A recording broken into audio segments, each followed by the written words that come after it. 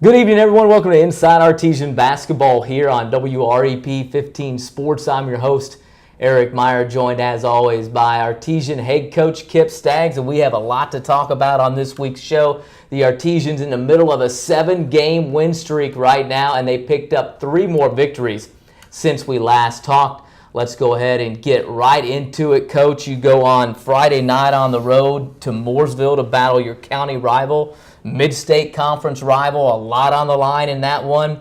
And the theme that happened in that game has really been, I think, a theme that's run through these last 3 games in particular. Great starts offensively and defensively and sharing the basketball. You did that well on Friday night. Well, you're exactly right. You know, those 3 games that you referred to, we had 16 assists or more in each of the games. When you start looking at the number of baskets that we made, we've just really done a good job of sharing the ball. And then I think we've done a really good job of being unselfish defensively. We've taken numbers of charges over the course of not just the last 3 games, but over the last month. And we're really starting to give ourselves to the team and finding ways to win. The Mooresville contest, you go out there, you get off to a pretty good start against the Mooresville Pioneers. You knew they would come back. They did late. You had, I think, a 14-point lead at one point in the second half before the Pioneers made a late run, had a late last-second shot for some reason to try to win it. But regardless of all that, you guys get a big win over a team that's improving in the Mooresville Pioneers and has played some pretty good basketball. Oh, they have. I mean, they beat Terre Haute South earlier in the year, and they've had signs where they've played some good basketball. They played Center Grove this week to a 6-7 point game, and so they've been very competitive. But we jumped out 30-22 at halftime, and we felt pretty good about it. We just didn't. There was a couple possessions where the ball didn't go in the basket, but defensively we were really good. We were able to handle their zone with some success, and then we started off in the third quarter a little bit flat. But I thought we bounced back. John Collier hit 3 big threes during that stretch to kind of get us going, kick-started us during that time frame. Got that double-digit lead, but then here comes the Pioneers and John Eineman, who got really hot there in the fourth quarter. We seemed to not be able to slow him down or find him at times, and then, it's 57-52. We've got the ball, about a minute to go. We shoot a shot at the free throw line. We miss it. They go down, hit a 3, and then it was interesting from that point forward. So we feel fortunate to get out with a win because Mooresville just didn't give up. But credit our guys. I thought we played a lot of good basketball during that game. You did play a lot of good basketball. You came down to it, and it came down to the very end. For the people that are watching or wondering about the end, what did the officials tell you in that last 0.03 seconds or whatever it was that they put back on the clock? 0.3 seconds of what happened and why there's time left and why if he catches it, he can still have some time to shoot and all those things. Well, here's the interesting part. So after we went back and we reviewed the film, the clock actually stopped at 0.1. I noticed that the first time. And the ball bounced in bounds and then bounced again out of bounds, and the clock stayed at 0.1, and then it went to 0. So nobody really caught that on the floor, at least the officials didn't. And so then they decided to put 0.3. Mooresville was bargaining for 0.4. So they settled a little bit more towards the 0.4, but with 0.3, it's a catch and shoot scenario, and they were able to get the ball in bounds. The ball was actually inbounded farther down the side than it probably should have been. It was more towards the old hash mark, and it should have been more towards the half-court line. But that's just, we kind of dodged a bullet there. But at the same time, we shouldn't have really been in that situation. You can talk about that all you want, but when we were up 5 with a minute to go, that should have been a really good possession where we got to the foul line or shot a layup. And we settled for a 15-foot jump shot. But to our guys' credit, we scored, made it 61-58. They come back. We're going to contest all threes. We stayed out. We understood the situation. But we gave up a layup, which is okay in that scenario. You don't want to give up a layup, but it's better than giving up a wide open 3. So we stayed out on the perimeter, gave them the drive. They scored it, made it 61-60. They called timeout. Come out of the timeout, we set up an out of bounds play. We get the ball in bounds. Reed pushes the ball down the floor, skips it to Luke Beaver on the left side, who makes a nice bounce pass to Jackson Raventos for the layup to make it 63-60. So then you go to the other end of the floor. We go man to man. Eineman has the ball. He goes to the left side. He gets a high ball screen. Jackson and John are up on him. He shoots about 25, 27-footer, comes up a little bit short. Then we've talked a lot about finishing the play, and this is a really important reason why you want to finish it. There's a miss, last seconds of the game. You want to secure the rebound. We secure it, but we don't hold on to it. Tyler has a hold of it, starts to dribble out, then he loses control, and then that's when the time element becomes in question. So, if we handle that shot at the 58-second mark better, we just hold on to it on the missed shot. They're going to foul. We're going to put the free throw in, that kind of thing. So, there's a couple of things that we could have cleaned up on our end to not put us in that situation. But, it gives us a solid conference win, kept us in the hunt. And, it's always good to win at Mooresville or any conference school on the road. Let's go ahead and take a look at some of the highlights from the win over the Pioneers on Friday night. Well, I think what you'll see here is that, as you mentioned earlier, we got off to a pretty good offensive start there, and we're able to get inside their zone, and the ball goes inside and out. You saw Luke earlier at the free throw line area. There, Jackson gets it inside, kicks out to Tyler. There's a loose ball, and Luke has really shot the ball well, and he puts it in. Here's an outlet. Luke pushes the ball up the floor, looking. Nobody's guarding him. He kicks it out to Reed, who finds himself open in the three. So we had a good flow to our offensive end during this stretch. There's a nice post feed to Tyler, in and out to Jackson, who knocks down the three. So, again, you're seeing the ball get inside against the zone. We're able to kick it out, attack them. Here's a nice reversal to Luke on the left wing, and he's able to knock it down. And we find ourselves a lead. Here's a nice drive by Jonathan with a pull-up on the baseline to extend that lead. And here's a little baseline runner. Tyler does a nice job of sealing. Jonathan finds him on the post. There's a nice post feed by Eli. And so you see against this zone, which has really caused some people trouble, we're able to get inside of it and score it. Here's a nice ball screen by Tyler, and Jonathan's able to drive with his left hand. Here's a very similar portion of that, but Tyler reads it, goes to that free throw line, and puts it in. And so you see us hold on to this lead, and here's Reed on a quick pull-up that puts us up 10, and found a little bit of all the iron on that end of the rim, but it goes in. And here's where Mooresville just breaks down defensively. They don't find John on the right wing. Reed finds him in time and able to kick it out to him and score it. There's Reed with a nice drive, left-handed shot. And, one thing about Reed in this game that stands out is that he only took 4 shots, but he was our leading scorer for the game. He hit 2 threes, had 2 twos, had 6 assists, and just a really good floor game. There's a nice pass by Tyler to find Reed on the cut. And, you kind of see that lead kind of fluctuate a little bit. There's a big tip in by Blake Basson when we needed a basket there to put us up 7 at that point. Reed kicks it out here to Luke in the corner, who knocks it down.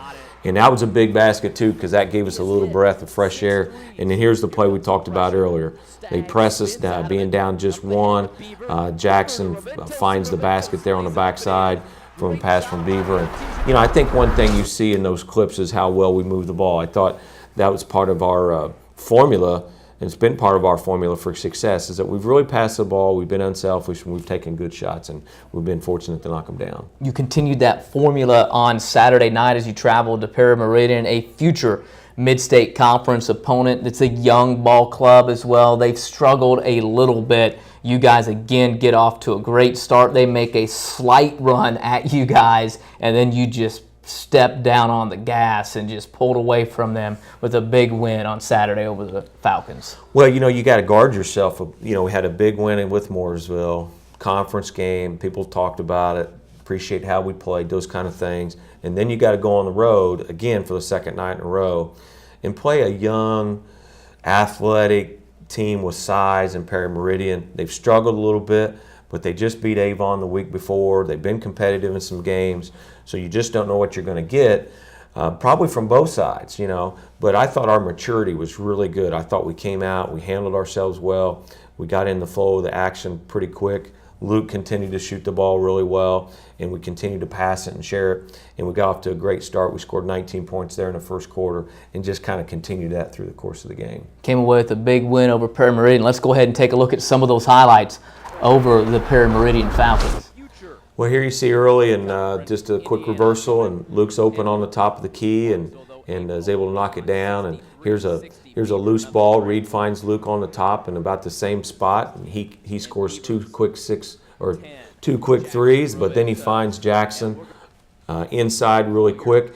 They started to trap us a little bit and out of their zone, but we did a good job of getting the ball there to Jackson, who found Tyler on the baseline. We ran when we needed to. And Jonathan kicks out here to Luke for a quick three. Here's the ball going inside out to the corner and back to the top. You don't see the ball being put on the floor. What you do see it is just being passed. And here's John with a nice steal, and he finds Luke on the left side, and that pretty much finishes up our scoring in the first quarter.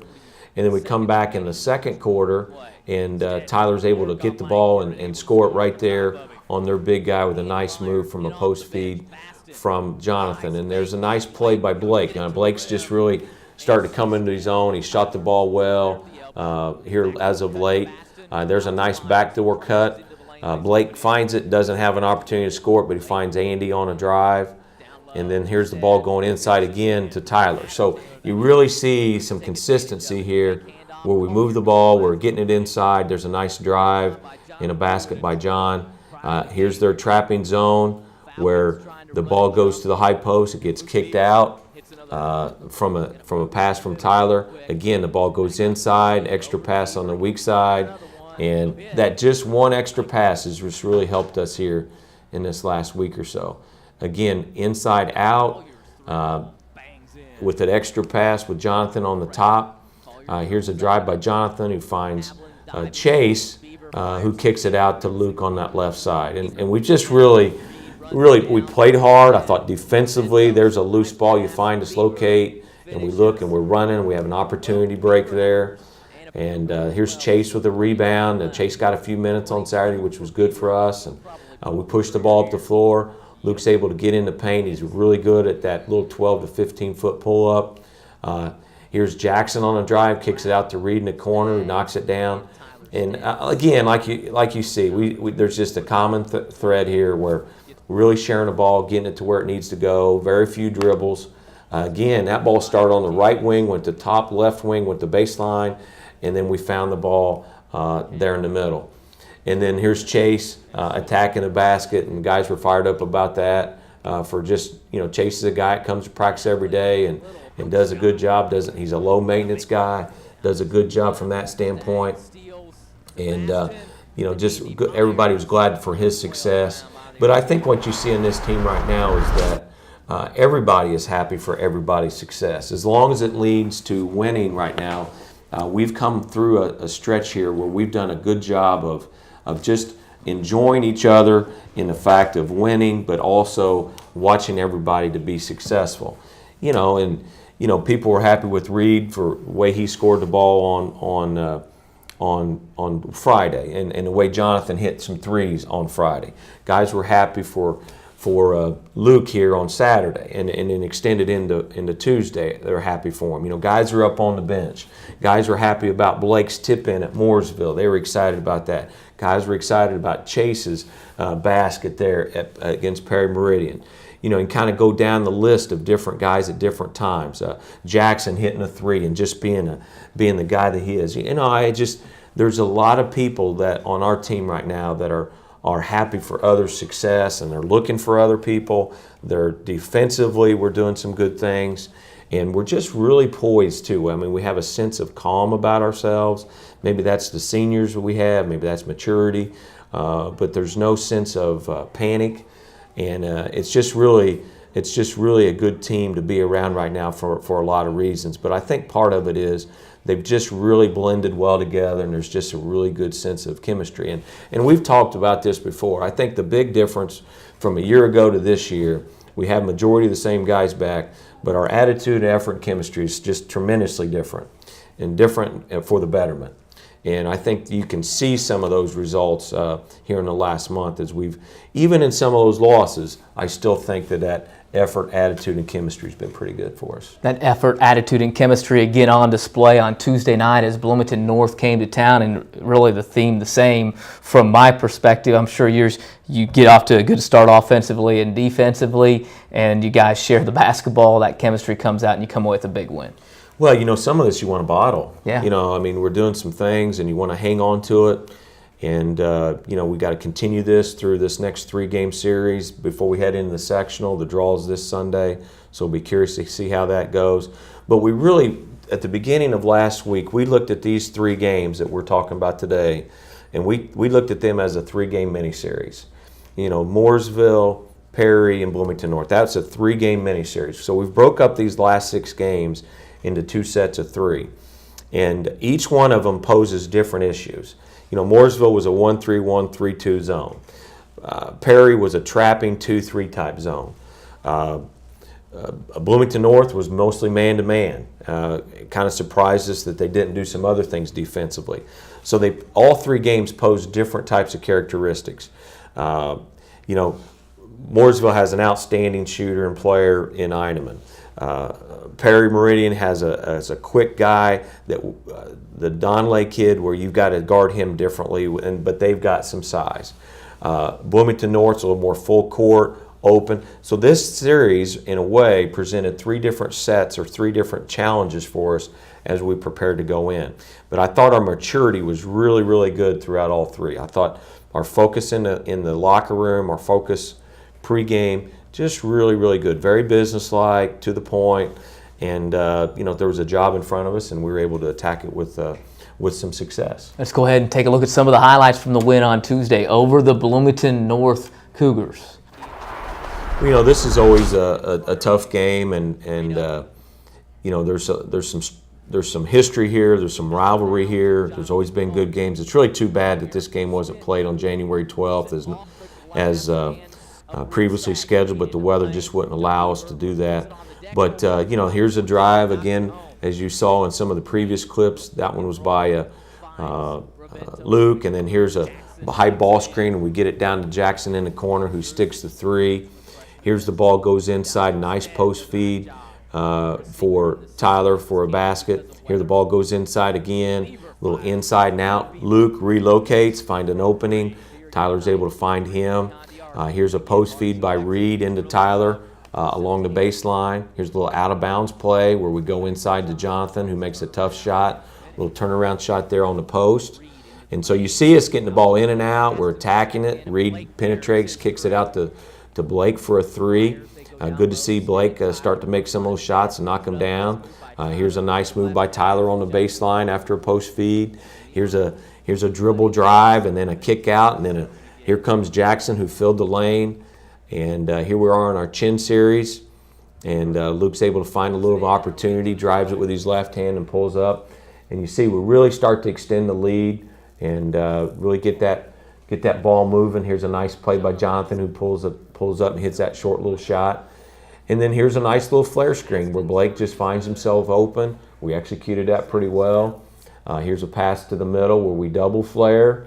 And Luke's able to find himself on the right wing at the end of the half. And, we were able to kind of keep some of that momentum going into the second half. I thought a little bit, we were a little bit flat there. We were a little bit lethargic coming out in the third quarter, but when you're up 20 at half, it's probably to be expected. Here's a nice tip in by Tyler, who follows up a miss by Luke. And then here's a ball screen, and Luke's able to get and turn the corner and get to that elbow from the screen from Tyler. So you see a lot of good teamwork here. Here's a push up the floor, an extra pass by Jackson to Luke to lay it in. They started to come out and trap us a little bit, but it really didn't bother us a whole lot. And here's Eli with a nice drive and a kick out to Blake, who knocks it down on that left corner. And, we just get positive minutes. Here's a tough basket by Reed in the post. They had to fight through a couple of maybe fouls, but they were not called, but played through it. Here's Reed pushing the ball up the floor and finds Luke in the left corner, who knocks it down. And so, it's just, those 3 games, we just did a lot of good things. And, like I said earlier, our goal is to bottle it, hold on to it, continue it. And we've got some big contests coming up. And, the interesting thing about Bloomington North game, I just want to share this. We had Hall of Fame coach Pat Rady in the building who had accumulated 761 career wins. One of my mentors, meant a lot to me. He came back to visit, spoke to our team afterwards, and talked to our guys. And our guys had eyes on him the whole time, which showed a lot of respect, but also showed a lot of character for our guys. And then also Sam Alford was present, and his storied career, and he's a Hall of Famer. J.R. Holmes was present. He's a Hall of Famer. He's got 700 and some wins. So it was interesting. Even though we didn't have a great crowd, we had really 3 icons of Indiana high school basketball present for various reasons. Bloomington South, JR was there for scouting purposes. Sam just likes to get out and watch games, and he's been a big supporter of our program since the time that I've returned. And then, Coach Rady, to see him come and to share some moments with us, it was very special. So that was a neat night, not only the way we played, but you add some of those other things. It was just special. Put a capper on that 3-game mini-series you talked about. You have another 3-game mini-series coming up with a couple of games this weekend, one then on Wednesday. 2 of those games at home, but maybe the most important of the weekend, if you focus on in terms of what could happen with a victory and some other things maybe going on, would be at Whiteland on Friday night, the Mid-State Conference. Before we get to talk down what kind of scenarios are we looking at and where we are with the Mid-State Conference and all those kind of things. Well, it could end up to be a 3-way tie. So currently, Decatur sits at 4-2 in the conference. They don't have any more conference games, so they're a lock for a share of the title. Plainfield sits with 2 losses. They play this weekend against Franklin, and so that'll be an interesting game. And really all this came about because Greenwood and Plainfield last Friday went to double overtime, and Plainfield has to hit a shot to send it in overtime. Plainfield hits a 3 on a Valpo, Rezo, Bryce Drew, last second, heroic catch and shoot 3 to send it into double overtime. And then Plainfield is a little bit deflated at this point because they think they've got the game won, and then Greenwood wins. So we're in this situation because of Greenwood's win against Plainfield. So, so there's that game, and then Whiteland and us, Whiteland's out of the chase, but we're still in the chase. So it could be it's going to be a minimum of a 2-way tie and possibly a 3-way tie when we're all said and done, about 10 p.m. on Friday. But you got to take care of business on Friday. Try to keep the things going. Maybe try to bottle that stuff up like we talked about and keep it playing. Again, against a Whiteland ball club that lost a lot of seniors, had a very talented senior class the past couple of years, has had a lot of success. They're starting to play a little bit better, trying to feel and figure out who they want to play, how they want to play. Talk a little bit about the Warriors and what we can expect on the court on Friday night. Well, they're an improving team. You look back to the beginning of the year, they lost their first 4 or 5, and they've won some games since, obviously, and they've strung some good wins together. And the one thing that they're more physical probably than they have been. They've got the Ferguson kids, and they're kind of the Blues brothers, if you will, and they really compete and set screens and rebound and do some of those dirty things that you got to have. And not that they're dirty players, but those things that kind of go blue collar stuff. Blue collar stuff. That's a good way to describe it. And then, Neil is just an outstanding left-handed swing wing guy who has some natural ability. He can shoot and he can get to the basket. They've got the Higdon kid who's a good point guard for them. He's a senior, and then they've got the other kid, 33, who's done a good job of shooting the ball. Yeah. So, he's about 6'4", 6'5", and, he's been able to make some shots lately. So they're playing good basketball, and I think this is going to be a great challenge for our team. And, they've been playing a lot of man-to-man, but traditionally they've played some 3-2 and a little 1-2-2. So they provide some different challenges for us.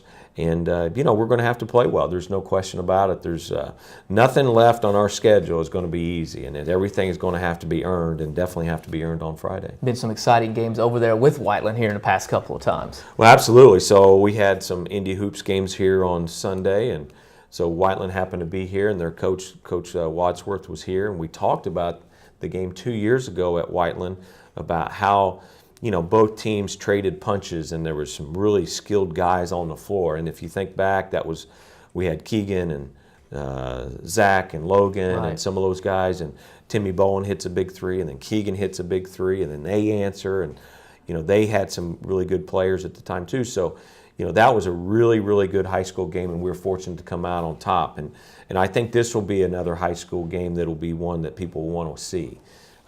Playing over there, they've got a lot of pride to play for. We have something to play for. But I think at the same time, you got to keep it in perspective. Even though there's some stakes in place, you can't worry about the result. You got to focus on the routine of the game, the routine of the play, the routine of the possessions, and let the result play itself out. We talk a little bit from time to time about free throw shooting. And free throw shooting, people, they'll calculate in their mind, if I make this is my 12th point. If I miss this, this, and they start thinking results. What you need to think about is dribble 3 times, set your elbow, and follow through in the routine of the shot. Well, we got to have the same approach tomorrow, in the sense that we've got to go in with routine approach, possession by possession. Every play, every pass is important. Every good shot has a good pass. Those kind of things, because that's what's gotten us here. And let the result fall where it may. But I think overall, we've had a good day yesterday coming out of the Bloomington North game, and I think our guys will be ready. Then on Saturday, you come back home, you battle the Columbus East Olympians that'll come here on Saturday for a contest. Well, and that's senior night. So, there's a lot to be playing for on that night. We've got 5 senior basketball players that we'll recognize. We have 9 cheerleaders that we'll recognize, and then 2 members of the Martinsville High School dance line that we'll recognize. So, that'll take place right at the end of the JV game. So approximately 7 o'clock, we'll start to assemble people and get them organized. And then as soon as that's done, but Columbus East is a team that's played pretty well. I mean, they've got some juniors that are solid. They've got a little bit of size. They can shoot it. They've got good point guard play. They're well coached. There's a reason they have a winning record at this point. And so, we're going to have to play well. And it seems like in the last couple senior nights that we have had, we've not really played that well. And hopefully that's not going to be the case on Saturday, but it's going to be a great challenge for us. And, it's a very much a sectional-like opponent in the sense of what we'll see here in a week or so.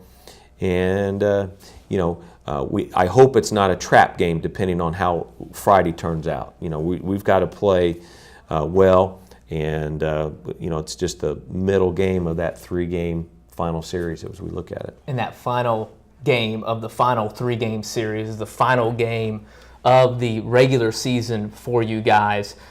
Always kind of been one of these things where it's against a non-conference opponent. You already know who you're going to play in sectional. In paper, it doesn't mean a whole lot, but as you try to approach the Avon Orioles, who will, pardon the pun, fly into town on Wednesday evening to battle you guys, and to top that off, the fact that they're a new coach there for their team, so it's not like you have a long book on what they normally are going to do when Jason was over there. So what can you try to expect on Wednesday, and what do you hope to get out of it against the Orioles on Wednesday? Wednesday night is, and we'll talk to our seniors, even though you had senior night, this is your last game on the John R. Wooden gymnasium floor, and this is a special time as well, and, leave it out there the best that you can. And so, we'll have that conversation, and, we'll start prepping a little bit towards the tournament, depending on how the draw comes out, which is Sunday at 5. But, everybody's eyes are going to be on everybody next week. And, we've already set out our schedule, where you're going to be Tuesday and where you're going to be Thursday and where you're going to be Friday. And, Center Grove's got a couple games. Franklin's got a game here. Greenwood's got a game there. And, we're starting to figure that out as we go through our schedule. And then, we're starting to accumulate some films on what some teams have done. But Avon kind of, as you mentioned, it's a little bit of a precarious game where, yes, it's a game. We're going to have to go out there and do what we can do. But at the same time, you're starting to prep, so sometimes it doesn't get your full focus, and so you kind of look at the bigger picture. But our goal would be to come out with a win as always, and to play the best we can, because obviously, you want to be playing your best at the end of the year. From what we've done the last, 4 or 5 weeks, or you want to continue that momentum. So you don't really want to see those breaks being put on hold. But I will share this too. As many years as we've been doing some of this, it's not uncommon for a team that's done really well to have a hiccup near the end of the year because of the sectional, because of other focuses. And so, that does happen. It's not uncommon, but we're going to guard against that and prepare for our team to be successful. But our sights right now are obviously on Friday in Whiteland. All right, Coach, we appreciate it as always. We'll see you there this weekend. We think we'll have a great game. We hope to have a great crowd at Whiteland. We hope to have a great crowd on senior night on Saturday. These kids are fun to watch, and they do a great job of sharing the ball. They compete, they work hard, and if you haven't seen us play, you need to come out and watch us, because this is a good group of young men that are really starting to epitomize the word team, and I think Martinsville will be proud of what some of these young men are doing. All right, get out there on a Friday. Get out there in the next 3 games, really, and get a chance either on the road or also at Whiteland on Friday night. As always, I'd like to thank the head coach for coming in here. Martinsville, like we said, the 3 games remaining. The sectional draw coming out on a Sunday afternoon. You can tune in to ihsatv.org online if you want. One of the former students from here, he's Shanahan, the executive producer in charge of that there too, so that's pretty cool as well. A little bit of a Martinsville tie-in as well. But we'll be watching for you guys, seeing as well who you're going to draw in the sectional. We'll see you there this weekend as always, and again, we appreciate it. Thank you. Artesian head coach Kip Staggs here inside Artesian basketball. Martinsville coming up, the 3 games remaining. As always, I'd like to thank the head coach for Kip Staggs, along with the advanced broadcasting class who produced it here. I'm Eric Meyer. We'll see you again next time inside Artesian basketball.